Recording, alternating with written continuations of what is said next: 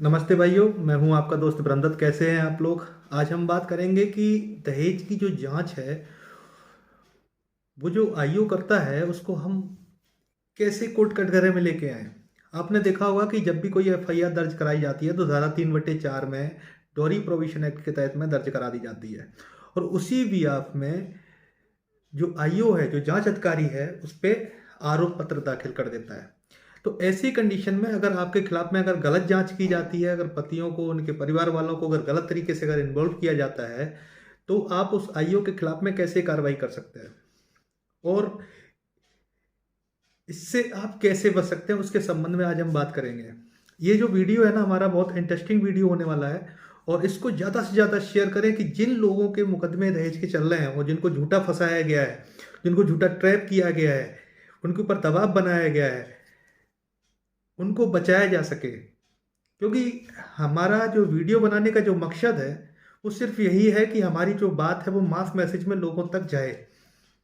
और जो भी मैं वीडियो बनाता हूँ वो तथ्यों पे और प्रैक्टिकल वे में कानूनी दायरे के अंदर ही अपने वीडियो बनाता हूँ। दहेज के केस में आपने देखा होगा कि महिला जो है ना, वो बढ़ा चढ़ा के लिख देती है कि मेरे पिताजी ने ये दान दहेज दिया, मेरे पिताजी ने ये दिया, फलाना दिया, ठिकाना दिया, नकदी लिख देती है। और सबसे बड़ी बात लिखती है, वो ये कहती है कि साहब मेरा स्त्री धन था और ये सब ससुराल वालों ने छुड़ा लिया, अपने पास रख लिया।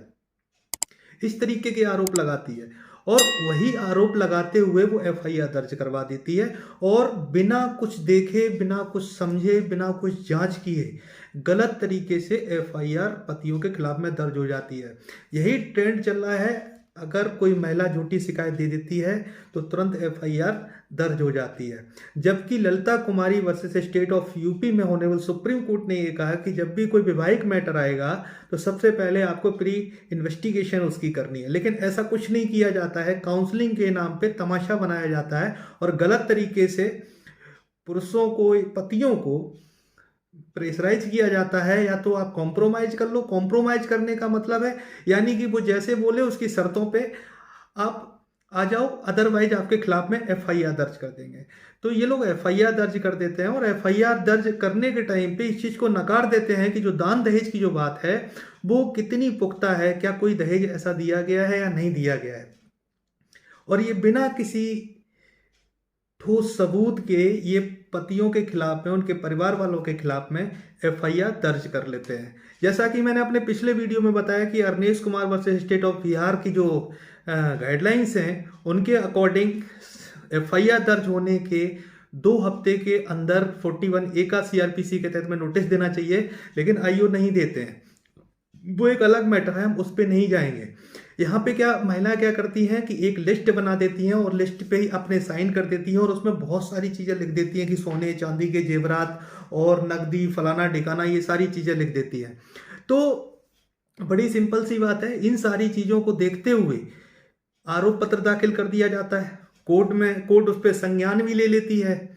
जबकि सबको पता है, आईओ को भी पता है कि दहेज लेना देना दोनों जुर्म है।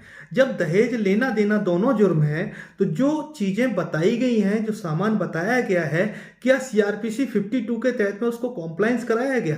क्या वो सामान जो बताया गया है कि वो पति के परिवार के पास में है या पति के पास में है, क्या उस आईओ ने विवेचना करने के समय उस सामान को सीज किया? जबकि वो डिस्प्यूटेड था। लड़की कह रही है कि दहेज दिया गया और लिया गया, तो वो जो सामान जो है वो डिस्प्यूटेड हो गए। यहाँ पे दोनों पार्टी, जो लड़की का परिवार है और लड़के का जो परिवार है, दोनों परिवार जो है वो डिस्प्यूटेड है। तो जांच अधिकारी ने उसको, उस सामान को वहां पे जाके सीज किया या नहीं किया, वहां पे मौके पे जाके कोई लिस्ट बनाई कि नहीं बनाई, वहां पे जाके कोई सीजर लिस्ट बनाई या नहीं बनाई, वो वहां पे जाके उस सामान को कब्जे में लिया कि नहीं लिया। और उस सामान को कब्जे में लेने से पहले क्या जिस लड़की ने एफआईआर दर्ज कराई, जिस पत्नी ने एफआईआर दर्ज कराई है, उससे कोई बिल वगैरह लिए गए, उससे कोई ऐसी लिस्ट मेंटेन कराई गई जो शादी के टाइम पे the maintenance of present list to groom and bride act के तहत में जो जारी की गई है, जरूरी बताई गई, क्या कोई ऐसी लिस्ट ली गई या उस लिस्ट के अकॉर्डिंग कोई ऐसे बिल वाउचर दिए गए? क्या उस बिल वाउचर के अकॉर्डिंग क्या कोई ऐसी फोटो दिए गए कि हाँ जो सामान जो है वो वहां से सीज करना है पति घर से? जबकि ये प्रॉपर्टी जब डिस्प्यूटेड हो जाती है दोनों पक्ष से, दहेज लेने और देने जुर्म में, तो फिर आईओ उसको प्रॉपर्टी को सीज क्यों नहीं करता है? और फिर उस डिस्प्यूटेड प्रॉपर्टी की सीजर लिस्ट बना के कोर्ट में क्यों नहीं दाखिल करता है चार्जशीट के साथ में। इस तरीके की गलतियां आप 99.9% केसेस में देखेंगे। केवल एक पक्षी लिस्ट होती है, थाने में उनको बुलाया जाता है, लड़के पक्ष को, उस पर साइन करा लिया जाता है। सबसे पहली बात मैं आपको बता दूं, अगर इस तरीके की अगर कोई भी लिस्ट अगर आपके सामने आती है तो आप उस पर बिल्कुल भी साइन ना करें। The maintenance of present list to groom and bride act 1985 section 2 के तहत में, डॉरी प्रोविजन एक्ट के तहत में, जो दहेज की जो लिस्ट बननी चाहिए वो दोनों पक्षों से बननी चाहिए, शादी के समय बननी चाहिए, और उसमें जिन जिन लोगों ने जो गिफ्ट दिए हैं उसकी एंट्री होनी चाहिए। 2 गवाह लड़की पक्ष से होनी चाहिए, 2 गवाह लड़के पक्ष से होने चाहिए। वो लिस्ट मेंटेनेबल है और वो लिस्ट इनको देनी पड़ेगी। अगर वो लिस्ट अगर नहीं दी गई है और कोई सिंपल सी लिस्ट बना के अगर दी गई है और चार्जशीट के साथ में अगर वो कोर्ट में जा रही है तो जाहिर सी बात है ये 467 और 468, 471 और 120 420 का मामला सीधा सीधा, यानी कि कूट रचित दस्तावेज प्रस्तुत करना, और इस पे आईओ के खिलाफ भी कार्रवाई हो सकती है। क्योंकि आईओ ने क्या किया है कि जिस आधार पे उसने एफआईआर दर्ज की है, जिस आधार पे उसने जांच की है, उसने उस डिस्प्यूटेड प्रॉपर्टी को सीज नहीं किया। उस डिस्प्यूटेड प्रॉपर्टी को वहां मौके पे जाके वहां उसकी कोई सीजर लिस्ट नहीं बनाई है, और उसमें स्टेटमेंट ये कहा गया है कि लड़की के माता पिता ने दिए है। वो सीजर लिस्ट बनाने तब जाएंगे जब इन परिवार वालों को, यानी लड़की के घर वालों को, जब डिस्प्यूटेड पार्टी मानते हुए उनको भी मुलजिम बनाया जाएगा। क्योंकि डीपी एक्ट जो है ना, धारा 3 जो है वो यही कहती है दहेज लेना और देना दोनों का जुर्म है। तो यहाँ पे जांच अधिकारी जो है ना वो गलत तरीके से जांच करता है और गलत तरीके से आरोप पत्र पेश करता है। आपके केस में अगर ऐसा हुआ है तो आप अपनी फाइल देखो और फाइल में ये चीज देखो कि जो आरोप लगाए गए हैं, जो सामान्य स्त्री धन, दहेज वगैरह का जो बताया गया है, क्या जांच अधिकारी ने आरोप पत्र आपके खिलाफ दाखिल करते समय क्या उस प्रॉपर्टी को मौके पे जाके, जहां वो लड़की ने अपनी एफआईआर में बताया है, क्या उसको सीज किया है, उसकी सीजर लिस्ट बनाई है, क्या उसको सीआरपीसी 52 के तहत में उसको कॉम्प्लायंस कराया है, और दूसरी बात कि क्या उस प्रॉपर्टी को सीज करने के लिए क्या उस आपकी पत्नी या उसके परिवार वालों से कोई बिल वाउचर लिया है, कोई फोटो लिया है, कोई ऐसा पुख्ता साक्ष्य लिया है जिससे कि ये साबित हो कि वहां पे ये सामान हमें सीज करना है। अन्यथा कोई दहेज का मैटर नहीं बनता है और गलत तरीके से इन्वॉल्व करने के लिए कुछ भी एफआईआर दर्ज हो जाती है। अगर ऐसी कोई लिस्ट नहीं है तो कोई दहेज का मामला नहीं है, कोई परेशान होने की आवश्यकता नहीं है। और रही बात, अगर इस तरीके की अगर गलत जांच अगर आईओ द्वारा की जाती है तो हमारे यहाँ हर स्टेट में सामान्य नियमावली दांडेक है, यानी जनरल रूल्स क्रिमिनल है। अगर इस तरीके की अगर कोई त्रुटि अगर आरोप पत्र में की जाती है ये द्वारा, तो आप न्यायालय में एक आवेदन दे सकते हैं।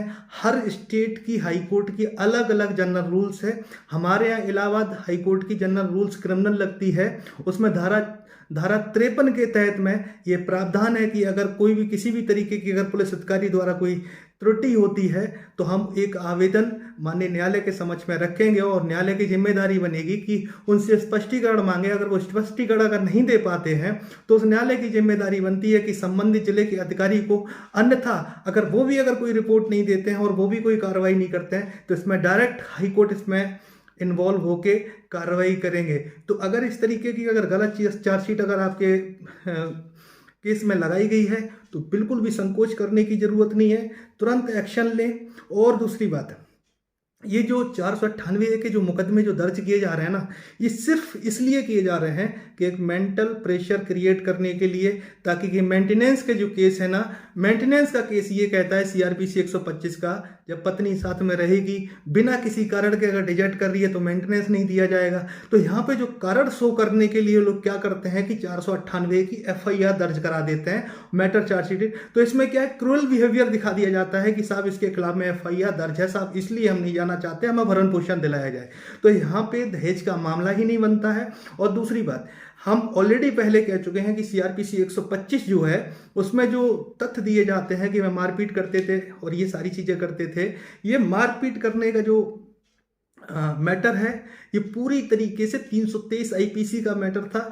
लेकिन यहाँ पे क्या होता है, 498 के साथ में 323 भी लगा दी जाती। ये पूरा प्रोसीजर है। अगर आप लोग मेरा सपोर्ट करेंगे, आप लोग कमेंट में बताएंगे मेरा वीडियो कैसे लगा, तो हम आपको ये भी बताएंगे कि 498A 323 की जो FIR दर्ज की जाती है, वो FIR का क्या मतलब है, और 498A का क्या मतलब, और 323 का क्या मतलब है। अगर आपने एक भी पॉइंट अगर मेरा पकड़ लिया, तो आपको किसी भी केस में आपकी पत्नी हरा नहीं सकती। और आपका काउंटर जो होगा ना, वो इतना खतरनाक, एक चीज याद रखना कि जब भी काउंटर पड़ता है ना, हमेशा खतरनाक होता है। अगर ये मेरा वीडियो अच्छा लगा हो तो आप लोग हमें सपोर्ट करें और शेयर करें, ज़्यादा से ज़्यादा लोगों तक शेयर करें। आज मैं अकेला बैठा हुआ था, तो मैंने सोचा कि आज आप लोगों के लिए ऐसी जानकारी लेके आए जिससे कि आप लोगों का फायदा हो। क्योंकि जो दहेज की जो FIR है, इसमें मनमानी तरीके से CRPC 161 के बयान पुलिस लिख देती है, जिसमें कोई साइन नहीं होते, जिसकी कोई सर्टिफाइड कॉपी नहीं होती, जिसका कुछ नहीं होता। केवल वो ट्रायल के समय उसका काम होता है। ट्रायल में ये सारी चीज़ें देखी, तब तक पति और पति के परिवार वालों की ऐसी तैसी हो चुकी होती है, जमाना तो ये सब भाग दौड़ मार बवाल। तो ऐसी अगर गलती आपके केस में की गई है, तो आप तुरंत ही उस IO के खिलाफ में एक्शन लें। कैसे एक्शन लेना है, अगर मेरी कोई सहायता की आवश्यकता हो तो आप हमसे संपर्क कर सकते हैं। आपको हम सारी चीज़ बताएंगे, और बिल्कुल भी इनको छोड़ना नहीं है। जिस तरीके से आपके खिलाफ मुकदमा दर्ज कराया गया, उसी तरीके से इनके खिलाफ में पुरजोर तरीके से पलटवार करना है, और फर्जी चार्जशीट जो बना के लगाई गई है उस पर काउंटर अटैक करना है। धन्यवाद।